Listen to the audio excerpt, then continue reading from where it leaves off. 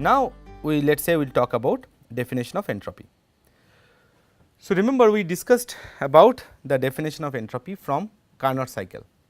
What we showed for the Carnot cycle is that an ideal Carnot cycle, that too, that for the Carnot engine, which is an alternating isothermal and adiabatic processes, the Q 1 by T 1 plus Q 2 by T 2 is equal to 0, and we know that it is a reversible Carnot engine, right. But what if it is an arbitrary process, and therefore, our argument was that for a cyclic process the total change in Q by T is going to be 0, meaning we came it from this particular step, that sum over I Q I by T I is equal to 0, and then we went there when there are multiple many more many small changes. Now, from this to this, when you want to go and we want to talk about any arbitrary cycle, we need to discuss that how for an arbitrary cycle also this can be true. So, for example, let us say we talk about any arbitrary processes going from this point to this point, let us say A to B. Now, idea is that this arbitrary cycle can be mapped into an isothermal and an adiabatic step, a reversible isothermal and an adiabatic step. And since in adiabatic processes the change in Q is 0, therefore, all the change that is going to happen is in the isothermal step. So, therefore, the change or heat change from A to B will be the heat change that happens only in the isothermal part. And we know that in isothermal case there is a fixed temperature. So, we can divide by the temperature and we can get the entropy change for that particular part A B. And like that, if we can construct for the whole big system, then we can map any arbitrary cycle that is shown here in terms of an adiabatic and isothermal process. For example, we show here this is a generalized cyclic process that is going on, and that has been broken into several isothermal and adiabatic steps. Now, look at here that this is the A and B, this is an isothermal step A, B, E, F, and so here we are showing A, B and E, F. So, A, B is an isothermal step and these lines are adiabatic lines, the dotted lines that you can see, they are all adiabatic lines. So, now you see A, B, C, D construct a cyclic process of alternating isothermal and adiabatic steps. So, in this the change in heat is Q 1 through A B at temperature T 1, and then you have a change in heat Q 2 at temperature T 2. Now, we know that for a closed reversible cycle of alternating adiabatic and isothermal, this will be 0. So, now this A B C D, so this is for A B C D cycle, cycle A B C D, that will be equal to 0. Now, add that with E F G H cycle, Q 3 by T 3 plus Q 4 by T 4 equal to 0. So, now once you do that, for you can construct many cycles, and therefore, you can construct for the whole overall cycle such that you can write for any arbitrary process Q y I by T I is equal to 0. So, what we are doing is that we are converting a generalized cyclic processes into several Carnot cycles of and reversible Carnot cycles, such that the Q I and T I, Q I by T I comes to be 0. So, which says that for any cyclic processes, this particular quantity, now you know that sum becomes integral. So, this particular quantity for any cyclic processes turns out to be 0. So, we talked about that for only Carnot cycle, now we are talking about that for any generalized cycle, and this as we know is defined. Again, it has to be reversible, because remember the generalized cycle may not be reversible, but what we have done is that we have constructed a reversible, multiple reversible equivalent cycles, each of which is giving rise to a 0 value of entropy. Now, so that means for a reversible cyclic processes, dq by t is 0, which is defined to be ds. So, ds is equal to 0, and for a cyclic process a quantity becomes 0, indicating that that is a state function. So, you got a new state functions which Clausius termed as entropy, and that is the definition of entropy. Now, we are talking about entropy and irreversibility. So, that is a so basically what you have learnt is that ds is dq reversible by t. This is very important, it is not dq by t, it is dq reversible by t.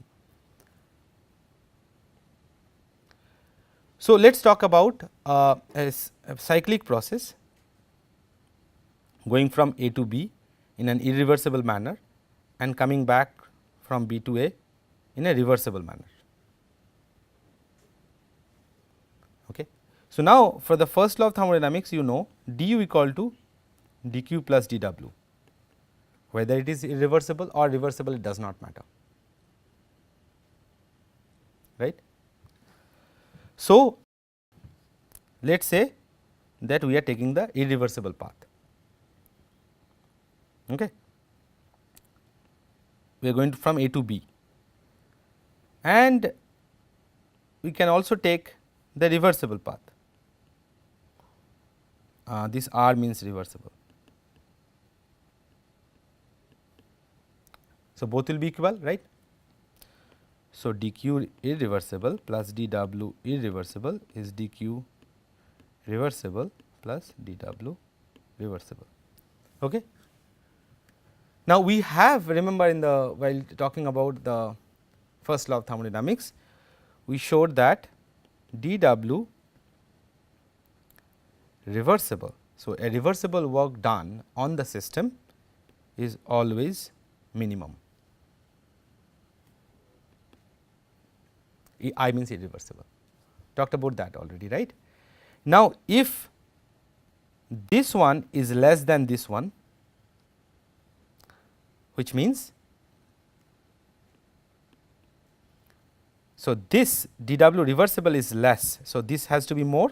So, dq reversible has to be greater or equal to irreversible. Is it clear? Which means that dq reversible by t has to be larger than dq by t, which means ds has to be greater or equal to dq by t. Now, when I am saying irreversible, it is always greater. So, what I am saying is that in general any process, be it reversible or irreversible. So, I am just when I am talking about equal to sign, then I am not assuming any reversibility or irreversibility. Okay. So, this up to this part was fine. Here I am talking about in general dw. So, less is when it is irreversible, equal to when it is reversible. Similarly, here greater equal to dq means it is equal to when it is dq is reversible, greater when it is not. Now, ds greater than dq by t, you got that, right. Now, that is a natural conclusion is that we know that ds for a cyclic process is 0. Now, dq by t is less equal to ds. So, therefore, dq by t which is less equal to ds must be less equal to 0. This part, is this part clear? Because for a cyclic process ds is 0 and dq by t has to be less than ds. So, it has to be less than 0. Okay. And that is what is called Clausius inequality. It says that dq by t is less equal to 0. So, that is a Clausius inequality, and implications of that we are going to talk about in a moment, and I say what I have written. We know that from Clausius statement that heat cannot transfer spontaneously from low temperature to high temperature, right. We know that. And in a cyclic process total heat cannot be converted to work, that also So, this is the Clausius statement, this is the Kelvin statement. These two are statements of the second law of thermodynamics. And there is a corollary to that is that efficiency of the engine cannot be 1. Corollary to that is that the temperature cannot go to 0, but we still did not connect. So, this one we have connected to be equal to this one, to equal to this one, to equal to this one. We still did not connect this last one, how, which is entropy of the universe is always increasing. So, in order to connect that, we let us say talk about a system, an isolated system in which there is first there is a boundary in which there is no heat transfer is possible initially. Let us say one system is at T alpha, another system is kept at T beta and T alpha, and a small amount of heat change is happening from alpha to beta. Let us say this system is A and this system is B. So, there is let us say a transfer of heat goes from A to B. So, what will happen to the entropy of the system, and let us say it is very small amount of heat dq. So, therefore, it is taken to be a reversible process. Now, heat goes from A to B. So, the change in entropy of the system A is minus dq by T alpha, and the change in B is plus dq by T beta. So, this is the change in the entropy for S A and this is the change in the entropy for S B. So, what is the total change, and then there is no surrounding. So, it is an isolated system. So, total change is S A plus del S A plus del S B, which is minus dq by T alpha plus dq by T beta, and I can take dq common, 1 by T beta minus 1 by T alpha. Now, you see an interesting thing happens is that if T alpha greater than T beta, then delta S is, if T alpha greater, which is 1 by T alpha is smaller, then it is positive, right. If T alpha less than T beta, then this will be negative. I have said that the heat goes from alpha to beta. Now, if T alpha is higher temperature and T beta is lower temperature, then entropy will be positive, which means the heat that cannot transfer from low temperature to high temperature, because in that case the entropy change will become negative. So, which means we are connecting now the Clausius statement to a statement where we are talking about change in entropy. So, a spontaneous change in entropy for a spontaneous process, if it is cannot be negative. However, change in entropy for a spontaneous process can be positive. So, we showed one irreversible process of heat transfer. So, basically we know that heat transfers from high to low temperature spontaneously because entropy increases. Okay. So, that we have seen. Now, let us talk about a free expansion process. Let us initially the system is some gas is kept in a part of the cylinder, confined to a part of the cylinder, and we make a hole and then it expands to the full cylinder, and the outside is actually insulated,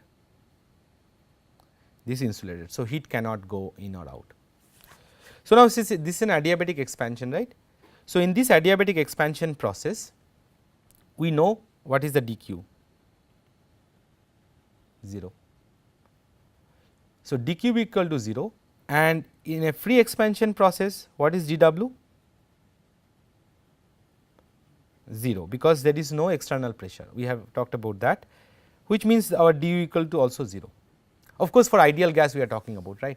Remember we said that for free expansion, for a real gas it is not, we talked about Joule's coefficient and all that. We are talking about ideal gas situation right now, and see all of them are 0. However, intuitively we know that once it expands it cannot come back spontaneously. So, can it go from here to here spontaneously? Never, which means that this is an irreversible process, from left to right is an irreversible process. However, dq equal to 0. So, how do we know that it is a it is a favorable, entropically favorable process? because our dq equal to 0. Is it an entropically favorable process? Yes, it looks like, but our calculation says that it is equal to 0. How do we understand this? So, let me tell you. So, we say we kind of understand that there is an entropy increase, but looking at the Q we get confused, because you have to understand that ds is dq reversible by t, it is not dq by t. Okay.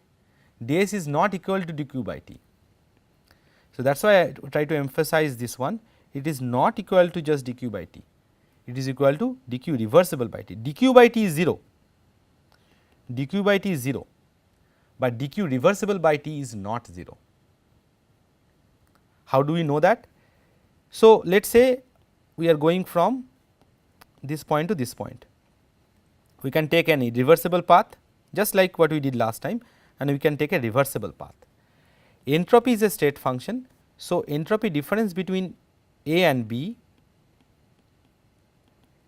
is just SB minus SA, it does not depend on the path, it is in path independent because it is a state function.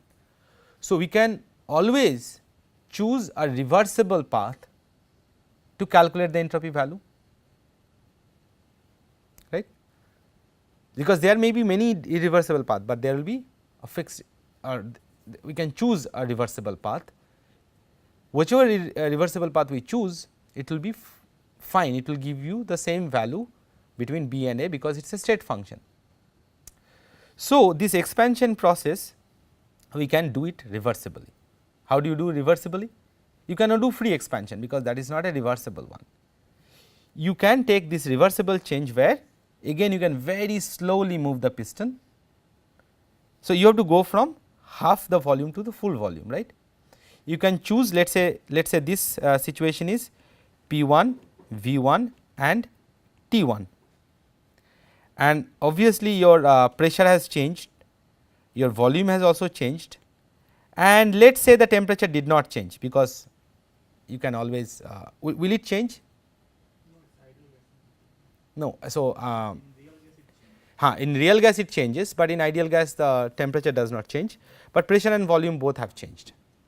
So, I can keep the temperature to be T1. So, now all that we have to do is that we have to calculate the entropy change for a system going from P1, V1, T1 to P2, V2 and T1, kind of an isothermal process, right, an isothermal expansion process. If we calculate that, then we will be able to get the entropy change. And how to calculate entropy change for an isothermal expansion process? Let us draw a diagram PV. So, this is an expansion, so volume increases and pressure decreases. So, let us say it is like this, just like an isothermal expansion.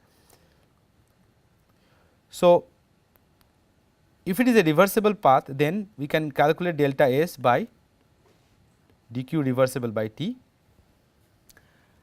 and since it is an isothermal step, then your du equal to 0. So, therefore, dq reversible is minus dw reversible, which means it is 1 by T, and minus dw is plus pdv, right. So, pdv V1 to V2, and we know P is nothing but PV equal to nRT. So, nRT by V,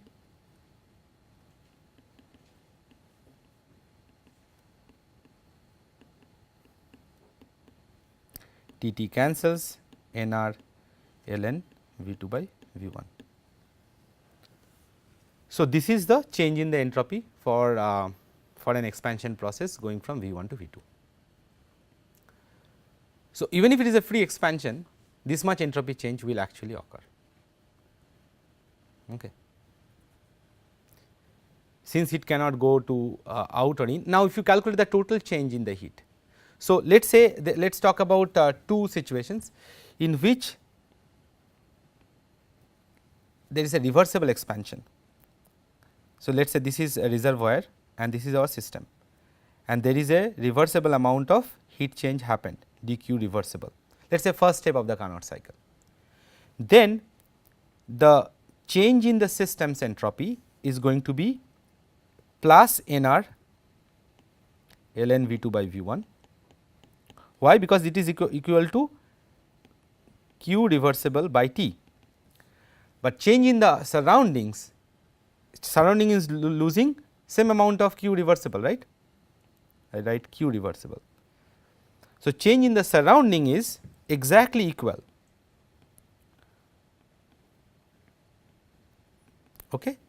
So, the total change of entropy for this isothermal reversible process from 1 to 2 is 0. So, for a reversible processes, entropy change for system and surrounding together is going to be 0. Okay. So, now first now you understand that in case of a reversible expansion process, the overall change in entropy is 0. Now, now let us understand what is happening for an irreversible process. Let us say 1 to 2 happens in an irreversible manner. We have just seen that for the free expansion case, the change in entropy of the system is going to be nr ln V2 by V1, but it is an adiabatic expansion, which means no heat is taken in or out. So, change in the surroundings entropy is going to be 0. So, the total change is greater than 0. So, you see that for that free expansion case, the overall change in the entropy is positive. Overall change means system plus surrounding is positive, and that is an irreversible process. So, we can say that for irreversible processes, the change in entropy is going to be positive. If it would be reversible process, then it will be equal to 0. Now, let us say when there is an exchange going on and things come to an equilibrium. For example, we talked about a temperature differences. So, let us go back to the temperature differences. So, here let us say what will happen when the temperature becomes equal. So, you can clearly see when the temperature becomes equal. So, initially there will be a heat transfer, at some point it will come to a thermal equilibrium. At thermal equilibrium, your T alpha will be equal to T beta and delta S will be equal to 0 from this, which means that when the system will reach thermal equilibrium. So, it will increase the entropy spontaneous, for a spontaneous process, but when it reach equilibrium, it will no longer increase its entropy. So, the entropy will be the maximum.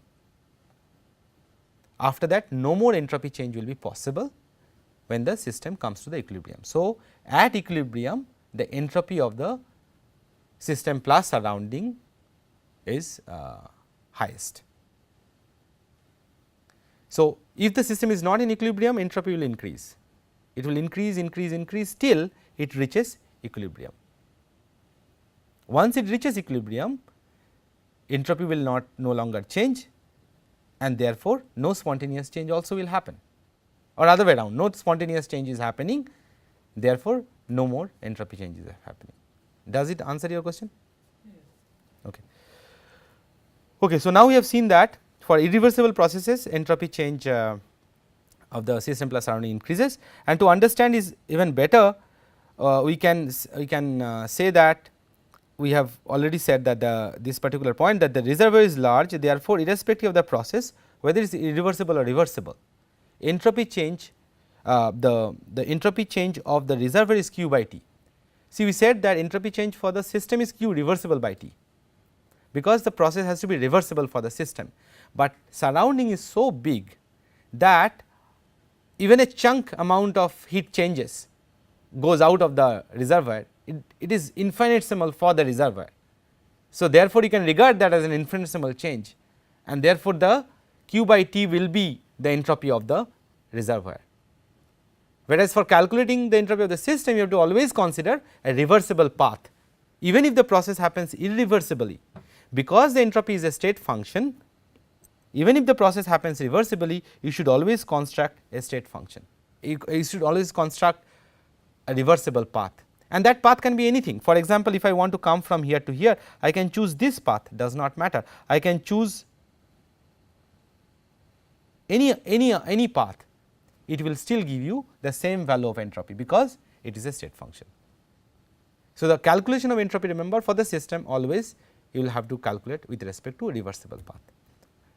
And when you do that, as you have seen, when you do that, you will see that for an irreversible steps, entropy of the overall thing will increase. So, what it turns out then, that since every process in real life is irreversible, therefore, a spontaneous process, therefore, entropy of the universe is always increasing. So, either sometimes you will decrease the entropy of the system by doing work on the system, but at the expense of increasing more the entropy of the surrounding. For example, let us say a cat comes and spills coffee, you say that entropy of the room has increased, because it will be scattered everywhere or something. And then you very nicely clean everything, arrange everything and things like that, and you say that okay, entropy of the system has decreased, because you have arranged everything, right. But you have arranged everything, but at the same time the work that you have done, that produced heat to the environment, and when you sum them together, you will see an overall increase of the entropy of the universe, because we are part of the universe. So, whatever we do is a spontaneous process. What is a spontaneous process? Spontaneous process is such process in which no external influence comes in. Now, as far as our universe is concerned, no external influence is coming in, because there is nothing external to that. So, therefore, everything is happening internal to the system, which is a spontaneous one, because there is no external influence, which means since spontaneous one always increases the entropy, which means that at every step of the way, whatever you do, entropy of the universe is increasing, unless we reach an equilibrium point where no visible changes will take place and entropy will become maximum. And that is the entropy curve when you showed with a big bang picture, that is still increasing, and it will keep on increasing till our universe come to an equilibrium, which is not right now.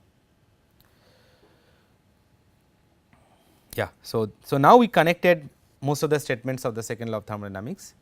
However, you did not prove any of them, because they are, as you said, postulates or hypotheses. There is an indirect, of course, you always have to start with one hypothesis in order to prove any of that. Remember that one is an observation, that we see an apple falls down from a tree, that is an observation, and you put a hypothesis based on Newton's equations, and it works in other cases. Then you modify, you bring in quantum mechanics, you put some hypothesis, and you say that okay, it can explain the spectra, it can explain the transition, and then you say okay, the hypothesis must have been correct. You see an observation that heat transfers from high to low always and never the other way around spontaneously, which means that automatically you put a law and then see that it never gets violated, and that is how you kind of state. So, you always start with a hypothesis, and then you see that that hypothesis holds true in all other things or not, because you have to start from somewhere. And similarly, we will see that when you go to statistical thermodynamics, you start with a hypothesis, and that hypothesis will be able to explain all these macroscopic changes that we see through in terms of the microscopic motions. We will be able to understand why heat transfers only from high temperature to low temperature spontaneously, and all other things that or why the entropy of the universe always increases from microscopic point of view itself. So, how does we talk about change in entropy for heating, for example. So, heating can be heat is what, delta Q is delta Q reversible is either Cp dt or Cv dt, right. So, entropy change at a constant pressure will be Cp dt by T, integration of that, and if Cp is taken to be constant, it will be Cp ln T. Okay. And for a constant volume process, therefore, it will be Cv ln T. That is a change in entropy due to heating. Phase transition. Now, let us say there can be problems associated when you say that okay, what is the change in entropy for converting water from let us say 10 degree centigrade to a vapor of 110 degree centigrade. So, which means that you are heating the system, heating water from 10 degree to 100 degree first, water only, and that at 100 degree you are using a delta H enthalpy. We talked about heat of formation and heat of transition. So, here you are using heat of transition from 100 degree centigrade water to vapor at 100 degree, and then again you are heating the system. So, here we are using Cp(ln)T, here you are using so now delta H you know is nothing but the Q, heat at a constant pressure, right. So, which means that entropy change is delta H by T, I will say Tr transition, and then again we are using Cp(ln)T from going from 101 to 110 degree centigrade. Is it understandable this way? So, in 3 steps overall we sum it up and we can get, and entropy is is additive quantity, is a extensive variable. So, entropy of system A and entropy of the system B, when you put them together it will be A plus B, just like volume. Mix changes, if you have, let us say we talked about change in pressure volume thing, but let us say you have change in both temperature and pressure. So, let us say you are having both temperature. So, let us say you are going from P1, V1, T1 to P2, V2 and T2. In one step it is not possible to go. So, what you should do is that first construct an isothermal process P1, V1 or P1, V2, T1. This process we can easily calculate the entropy, because it is an expansion process, or you can go to P2, V2, P2, V2, T1. So, it is an isothermal process for which we know how to calculate the entropy, right.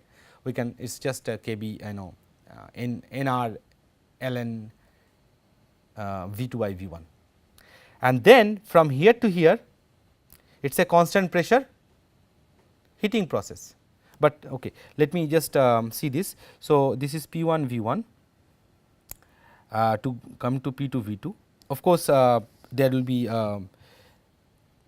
we can say P3 V3, because all of them will not be equal, of course, because if 2 are the equal then third has to be equal. So, I said P2 V3 T1. You understood why I did that, because I am changing the pressure P1 to P2 and I am keeping the temperature constant. So, volume must be different, and from here my temperature is different, my pressure is constant. So, volume must be different, because if 2 of them are equal then third is dependent on the other 2. Okay. So, it is like P1 V1 by T1 is equal to P2 V3 by T2 is equal to P2 V2 by T1. So, you see here P1 changes, therefore, V1 must change, and you see here P2 is same. So, V3 changes, so therefore, temperature must change. You cannot have 2 of them same, because the third one will depend on that. Anyway, so point is that in that case we can always construct multiple path in order to calculate those mix changes. That way what will happen is that you will still be getting the same result, although you are doing it in 2 steps.